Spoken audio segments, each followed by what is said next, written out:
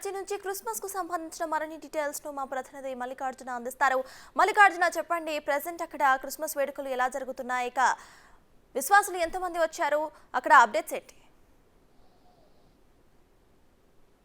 ప్రతాజ్, ఈరోజు క్రిస్మస్ కావడంతో కూడా ఈ కొండపైకి కూడా భక్తులు అధిక సంఖ్యలో తరలి వస్తున్నారు. వేలాదిగా ఇటు తరలి వస్తున్నారు. ఇప్పుడు మనం ఉన్నది ఇది మెయిన్ గేట్. ఈ మెయిన్ గేట్ నుంచి కూడా ఈ కనిపిస్తున్న ఏదైతే కొండ ఉంటుందో దీన్ని గుణదల కొండ అంటారు. ఈ గుణదల కొండపై కూడా మేరీమాత కొలువుదీరి ఉంటుంది. తర్వాత యేసు ప్రభు కూడా కొలువుదీరి ఉంటారు. ఈ కొండకి మంచి ఫేమస్ గా ఉంటుంది. ఎవరైతే ఆ మాల వేసుకొని వస్తూ ఉంటారో వాళ్ళందరూ అధికంగా ఈ కొండకు వస్తుంటారు. యేసు ప్రభు మాల వేసుకొని, అలాగే మేరీమాత మాల వేసుకొని కూడా అధికంగా వస్తుంటారు.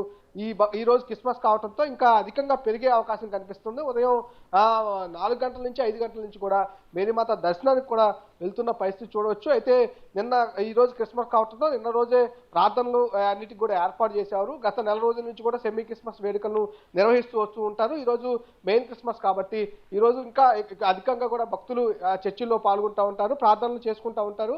ఈ రోజు ఈ కొండకు కూడా అధికంగా భక్తులు వస్తున్న పరిస్థితి కనిపిస్తా ఉంది. ఉదయం సంబంధించి 4 గంటలకు సంబంధించి కూడా ఈ కొండకు భక్తులు పోటెత్తున్న పరిస్థితి కనిపిస్తా ఉంది. అలాగా కాకుండా నిన్న ఉదయం నైట్ 9 గంటల నుంచి కూడా అన్ని చర్చిల్లో కూడా ప్రార్థనలు ప్రారంభమయ్యాయి. రాత్రి వరకు కూడా దాదాపు ఉదయం 2 గంటల వరకు కూడా ప్రార్థనలు జరుగుతూనే ఉన్నాయి. సంబంధించి క్రిస్మస్ కు సంబంధించి వేడుకలన్నీ కూడా గత రాత్రి నుంచే ప్రారంభమయ్యాయి. ఈ రోజు మెయిన్ క్రిస్మస్ కావడంతో కూడా ఈ రోజు కూడా ఆ ప్రార్థనలు అయితే కొనసాగుతున్న పరిస్థితి అయితే ఇక్కడ కనిపిస్తుంది. సత్తా.